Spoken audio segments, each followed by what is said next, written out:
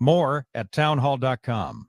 I tend to second-guess dinners with friends because they're often interrupted by diarrhea, gas, bloating, stomach pain, or oily stools. It turns out I have EPI, or exocrine pancreatic insufficiency, which means I'm missing the enzymes needed to digest food. My doctor prescribed Creon, pancrelipase, an oral prescription medication that replaces pancreatic digestive enzymes. Creon treats EPI due to cystic fibrosis, chronic pancreatitis, pancreatectomy, or other conditions. Creon may increase your chance of fibrosing colonopathy, a rare bowel disorder. Tell your doctor if you have a history of intestinal blockage or scarring or thickening of your bowel wall, if you're allergic to pork, or if you have gout, kidney problems, or worsening of painful swollen joints. Call your doctor if you have any unusual or severe gastrointestinal symptoms or allergic reactions. Take Creon as directed by your doctor and always with food. Do not chew capsules, as this may cause mouth irritation. Other side effects may include blood sugar changes, gas, dizziness, sore throat, and cough. These are not all the side effects of Creon. Creon is the #1 prescribed EPI treatment. Ask your doctor about Creon for EPI and visit Creon.com or call 800-633-9110 to learn more. That's CREON.com.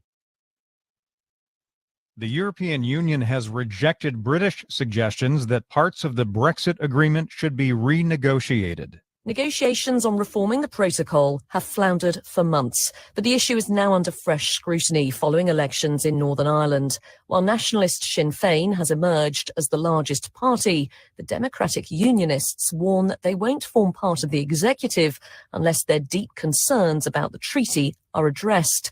They say checks on goods arriving from Great Britain are damaging the economy and threatening Northern Ireland's place in the UK. That's the BBC's Jessica Parker reporting. A strong earthquake has struck off the east coast of Taiwan, shaking buildings in the capital, Taipei. No serious damage or injuries.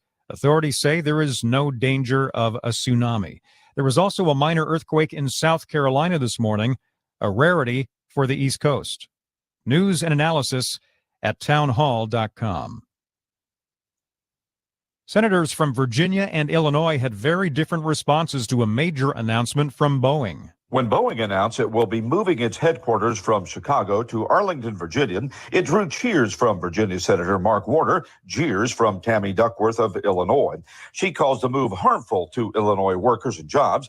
Fellow Democrat Senator Warner celebrated the move, which he negotiated along with the help of the state's new Republican Governor Glenn Youngkin. Boeing says the move will put the company closer to major stakeholders, government officials, and engineering talent. Bob Agnew reporting. A man running for sheriff in Douglas County, Nebraska, was issued a speeding ticket just days before tomorrow's election primary. George Merrithew was caught driving 107 miles per hour on I-80 in Omaha. He was on his way to a campaign event before getting ticketed for $300. More at townhall.com. 5 minutes after 8 o'clock on this Monday morning, under overcast skies, 63 degrees in Clinton this morning. Local information that makes a difference. Here's your regional weather. Becoming sunny and breezy today with a high around 80 degrees. A south-southeast wind at 15 to 25 miles an hour. Wind gusts today could reach 40 miles per hour. Partly cloudy tonight. Lows around 67. A south-southeast wind at 10 to 20 miles an hour. Wind gusts of 30 miles per hour tonight. Sunny Tuesday, a high near 90, a south wind at about 15 to 25 miles per hour. Tuesday night clear, lows around 70 degrees. Wednesday sunny, a high of 90. Thursday sunny, a high of 90. And Friday sunny with a high in the upper 80s. Across central Illinois, as we continue through this Monday morning, right now in Bloomington, it's 62 degrees, 62 in Hayworth, 60 in Leroy and Farmer City, 60 in Champaign, 60 in Monticello, 62 in Decatur, 62 in Lincoln, 65 in Springfield, and 64 in Peoria.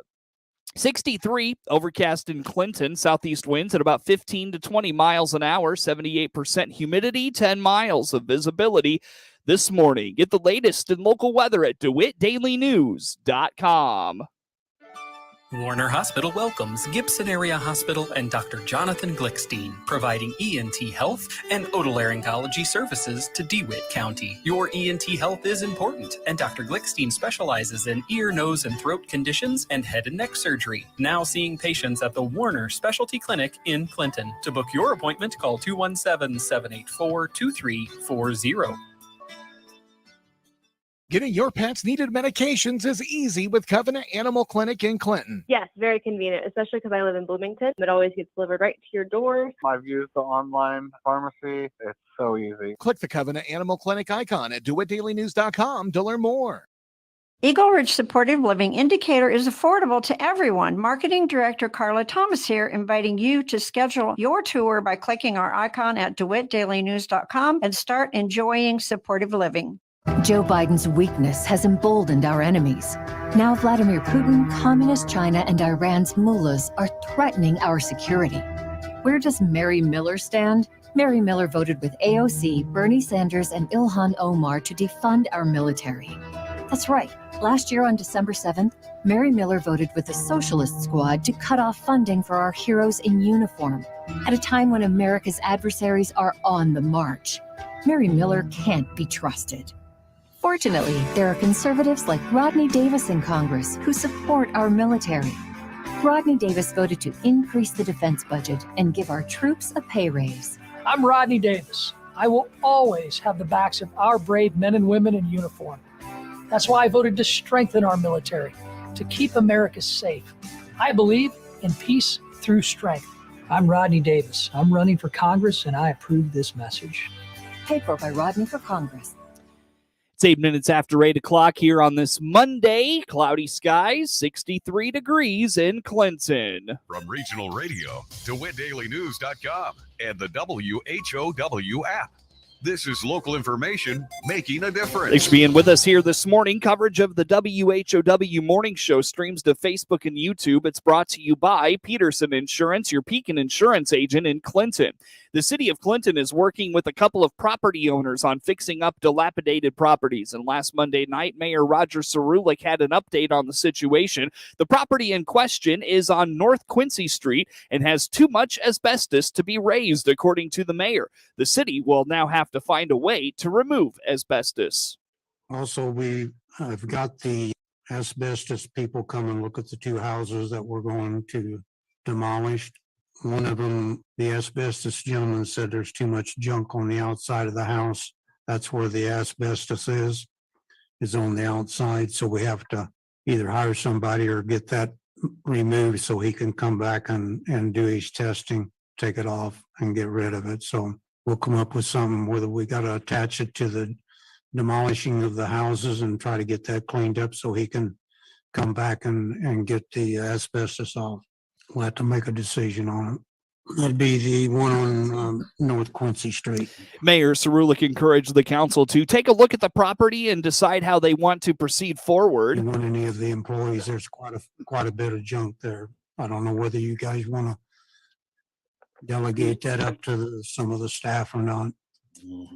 You can drive by there and take a look at it. We need to take a look at it. And then we can make a decision. The stuff on the outside, is it got the old asbestos shingles on the outside? Mm-hmm. Yeah, because they've changed a lot of that. You can take it off and put it right in the land. He's got to get up to the house and everything's kind of leaning. Get all that stuff out of the way to get to it. Mm-hmm. Okay. Yeah. We'll if you take a would look please, at it. then we can get back to them pretty quick. In the past year, residents in the area have expressed concerns over the appearance of the home's impact on the neighborhood. As the next farm bill gets crafted, a Central Illinois congressman is concerned it could be filled with green energy initiatives if Democrats keep control of the House. Congressman Rodney Davis says the farm bill needs to be crafted with the help of farmers and consider things like rising input costs and what risk management practices are working and can be in place. We sit down with our Ag Advisory Board and we ask them to help us craft this bill. I'm not a farmer, but I want to know what I do and how it's going to impact you and your operations. We're going into this third farm bill since I've been in Congress, and the choice is pretty clear. If the Democrats keep control of the House, then the discussion point for the farm bill is going to be nothing but climate change, nothing but environmental issues, rather than worrying about the high input costs that our farmers are facing right now, rather than worrying about what risk management programs are going to stay in place and how do they help mitigate some of this risk with the commodity prices versus the input prices. So we have not had nearly enough hearings debating the impact of the last farm bill in our House Ag Committee. And that's because the Democratic chairman has decided to have hearings on climate change. have hearings on environmental issues rather than focusing on what matters to our farmers and our farm families. The Taylorville Republican believes Republicans will retake the House and can craft a farm bill that will favor farmers. He also believes if Democrats remain in charge, they'll overhaul programs in a major way that farmers believe are working and have been effective. Well, what we do is we address our risk management tools based upon the costs, based upon the marketplace. And those risk management tools like an ARC program, a PLC program, or frankly, crop insurance, which is a great pre-planned disaster assistance, public-private partnership that works. Those decisions on how to structure those programs are going to be based upon what our farmers are facing economically at the time when we pass the bill. So yes, they'll be taken into consideration. I don't know what the final outcome will be, but I think if you ask most farmers, the programs that we put in place, the backstops, they're not fail-safe, but at the same time, they allow farmers to be able to mitigate their risk and go get the financing they need to grow their crop every year. Mm-hmm. And I think they'll tell you they like these programs. They don't want them overhauled in a major way like I think Democrats will do if they continue to be in charge. Congressman Davis indicates his concern is about next year's input costs, with things like seed, fertilizer, and chemical costs having nearly tripled.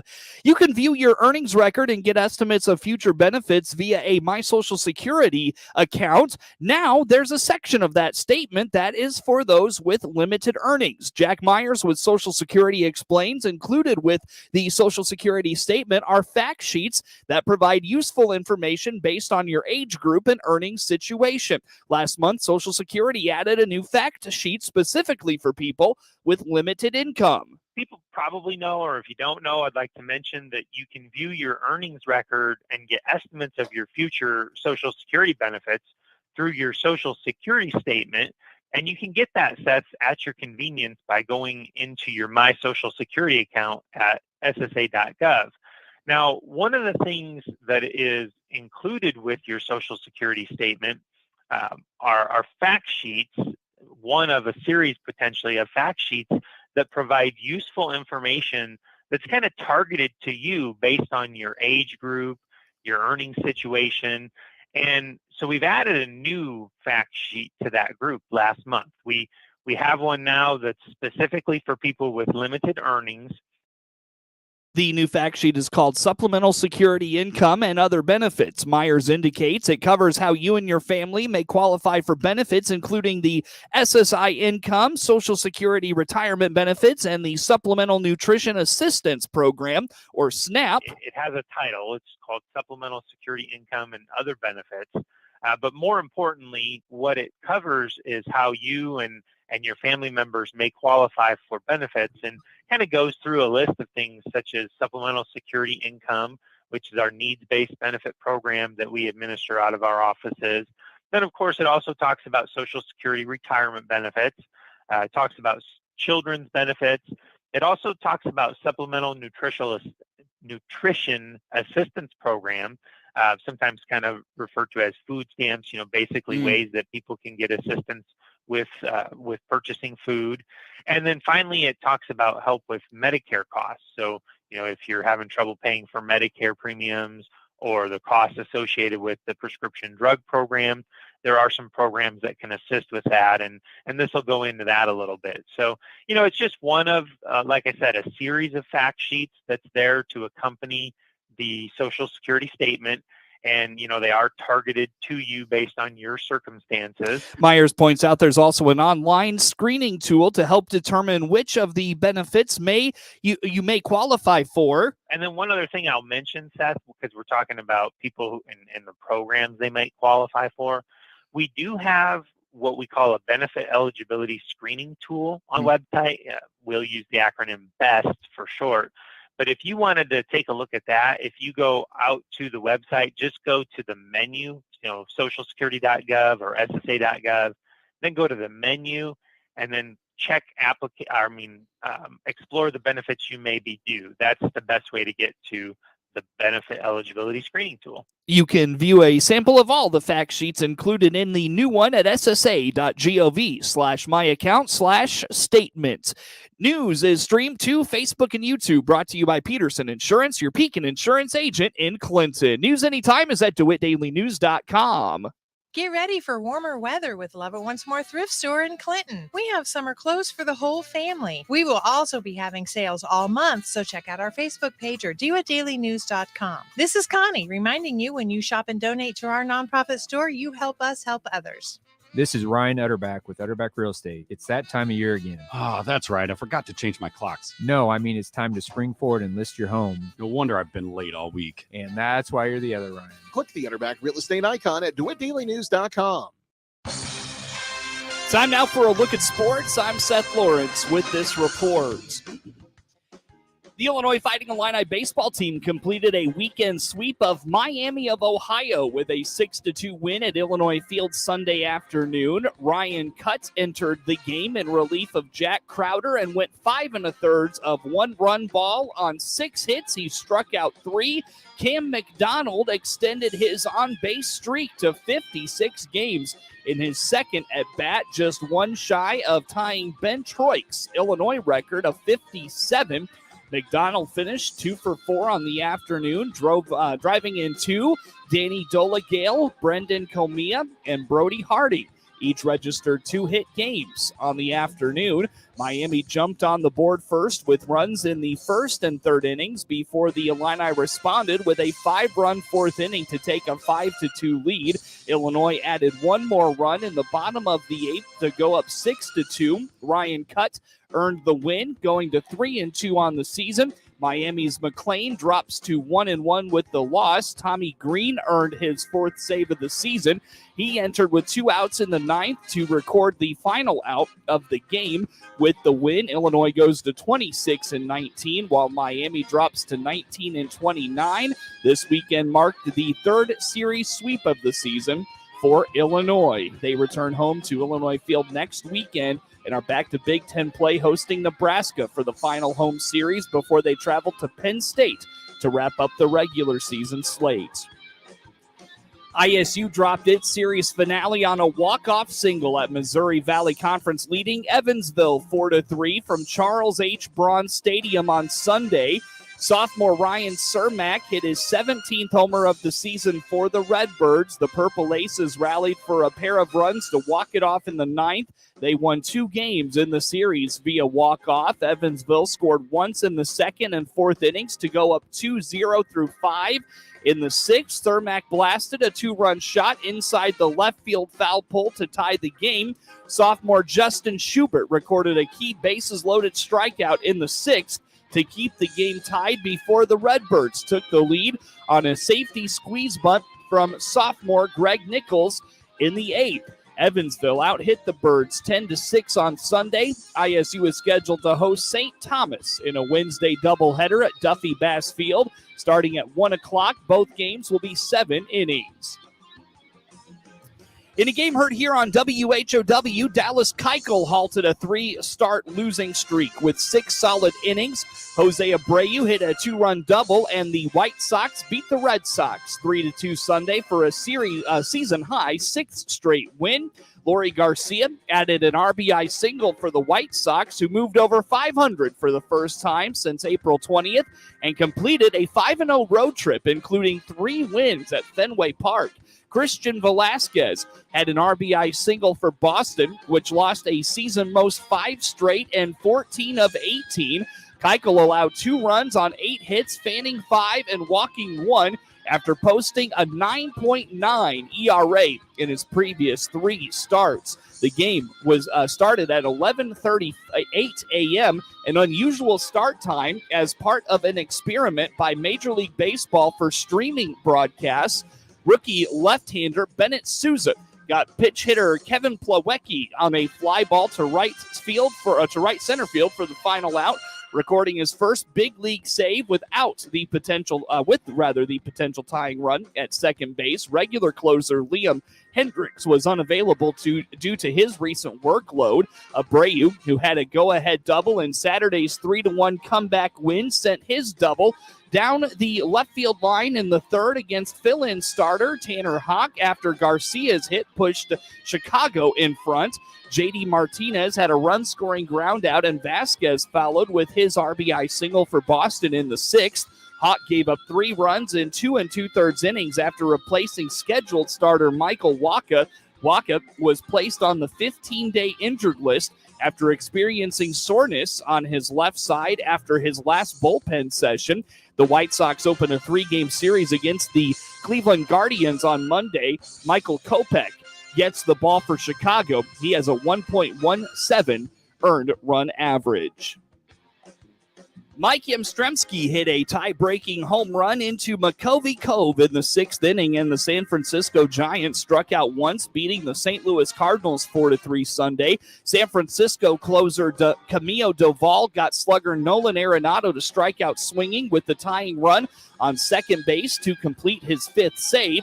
Lamont Wade Jr. also homered in his 3rd game off the injured list to help the Giants win their 2nd straight. After a 5-game losing streak, they split the 4-game series with the Cardinals. San Francisco hitters did not have any strikeouts until Jock Peterson whiffed against Giovanni Gallegos for the last out of the 8th inning. No team has gone an entire game without striking out since the Royals did it in September of 2017, and the Giants last did it in 2008. Juan Yepes hit his first career homer for St. Louis and has hit safely in all 5 games he's played in since being called up Tuesday. The rookie outfielder walked and scored on Harrison Bader's ground out. Dominic Leone won despite allowing the tying run in the 6th inning. Yepes homered after Albert Pujols was hit near his left wrist by a 90-mile-an-hour sinker from Jakob Yunis. The Cardinal slugger winced and rubbed his wrist as he slowly walked to first. Yepes then crushed the next pitch to center. Wade's 2-run homer off Dakota Hudson in the bottom of the inning came after Darren Ruff's leadoff walk. Luis Gonzalez reached on a fielder's choice and scored on Yastrzemski's sac fly. Jack Flaherty threw about 30 pitches in a bullpen session Saturday, an important step as the right-hander works his way back from a shoulder injury after being shut down in the spring. After a day off today, the Cardinals return home to host the Orioles in their first visit to Busch Stadium since it was built in 2006. St. Louis manager Oliver Marmol has not announced a starter. Walker Buehler pitched 7 sparkling innings, and the LA Dodgers beat the sliding Cubs 7-1 Sunday night for their 6th straight win. The 2-time All-Star, who made his big league debut in 2017, improved to 3-0 with a .43 ERA in his last 3 outings. He allowed a run and 4 hits, striking out 6 and walking 2. Cody Bellinger had 3 hits for LA. Justin Turner and Freddie Freeman each contributed a sac fly. And Mookie Betts was 2 for 5, extending his hit streak to a team-high 9 games. Chicago lost for the 14th time in 17 games. It managed just 3 runs and 15 hits in the 3-game sweep of LA. The Cubs had to shuffle their rotation. Marcus Stroman was scratched and then lost Justin Steele to a left-hand injury. Stroman was placed on the injured list without a designation, likely meaning the right-hander was shelved by a COVID-related issue. Steele stepped in, making his first appearance since April 30th, but departed before the 5th inning, sidelined by left thumb soreness. Patrick Wisdom was out of the starting lineup, but David Ross says Wisdom is feeling better. He left the game of Saturday's doubleheader with a bruised left ankle. Kyle Hendricks starts tonight at San Diego in the opener of a 6-game trip. Mackenzie Gore takes the mound for the Padres. Jordan Binnington made 28 saves, and the St. Louis Blues beat the Minnesota Wild 5-2 Sunday to even the best-of-7 Western Conference series at 2 games apiece. Jordan Kyrou and David Perrin each scored twice. Ryan O'Reilly had a goal and 2 assists. Perrin also had an assist for St. Louis. Kirill Kaprizov and Matt Boldy scored for Minnesota. Marc-Andre Fleury had 29 saves. Binnington, who had lost his previous 9 postseason starts, picked up his first playoff win since beating Boston in Game 7 of the 2019 Stanley Cup Final. He denied Kaprizov from point-blank range late in the second. Binnington also stopped Matt Zuccarello in a 2-on-1 breakaway midway through the final period. Kyrou and Perrin scored 54 seconds apart to break a 1-all tie. Perrin converted the go-ahead score on a shot that squeezed past Fleury towards the net. Minnesota forward Marcus Foligno tried to keep the puck from rolling across the line, but he flipped it off the back of Fleury and into the net. Cairo got his second of the game to push the lead to 3-1 off a shot off of a pass from Ryan O'Reilly, who assisted on both second period goals. Piran added an empty netter with 1:58 remaining, and O'Reilly had a power play goal with a minute left to cap the scoring. St. Louis struck first when Cairo pounced on his own rebound just 4:19 into the game. Kaprizov tied it at 1 with his 5th goal of the series off a pass from Jared Spurgeon with 5:54 left in the opening period.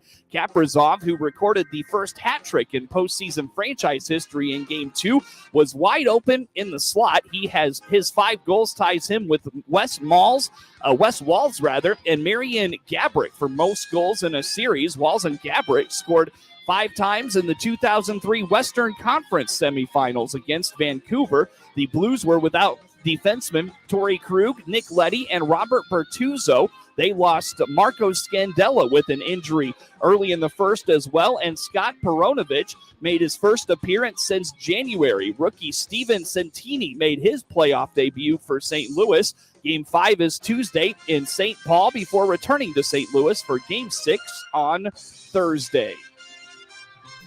After William Byron squeezed him against the wall on a final restart, Joey Logano knew what he'd do if he got the chance to regain the lead. He bumped Byron from behind on the next to last lap to win at Darlington on Sunday.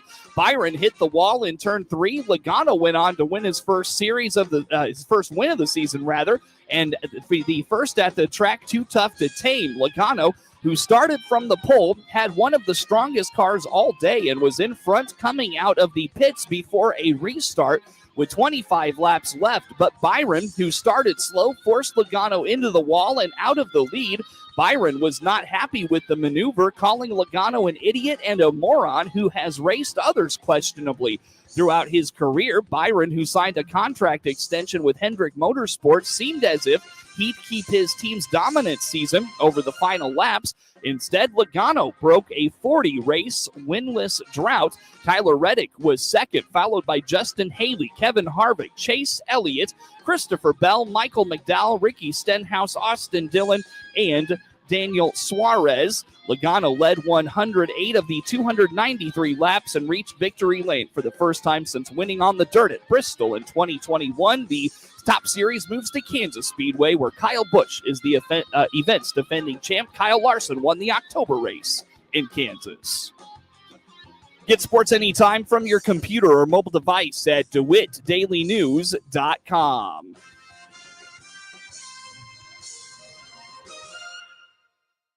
As spring planting takes off, Illinois farmers are not only feeding America, they're powering America too. All across Illinois, homegrown power from wind farms are helping secure American energy independence without relying on volatile fuel prices. Renewable energy keeps our air and water clean for people, crops, and wildlife. Apex Clean Energy is partnering with farmers across Illinois to power stronger communities. Learn how at apexcleanenergy.com. With SRN News, I'm Greg Clugston in Washington.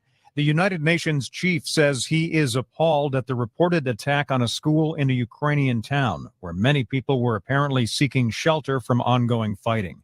The UN reiterates that civilians and civilian infrastructure must be spared under international law.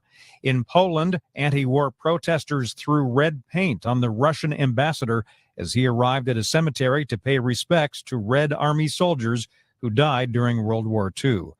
A rare East Coast earthquake centered northeast of Columbia, South Carolina, struck early this morning, jolting residents awake. No reports of damages. Authorities in Shanghai have again tightened antivirus restrictions, just as the city was emerging from a month of strict lockdown due to a COVID-19 outbreak. Wall Street futures lower. This is SRN News. You ever make a change? From regional radio, DeWittDailyNews.com and the WHOW app. This is local information making a difference. The city of Clinton has announced an electronic recycling day next month. The event takes place just off the downtown square on Saturday, June 4th. Commissioner Ken Buchanan reminded Monday night at the Clinton City Council meeting there is also citywide cleanup going on now. Vouchers can be picked up at City Hall. Just got a couple things, just a reminder, citywide cleanup still going on. You need to come up to City Hall and get your voucher, one per household. That's for one pickup size load. And also there's going to be an electronic recycling event on Saturday, June 4th. And that's going to be in the parking lot east of Serenos.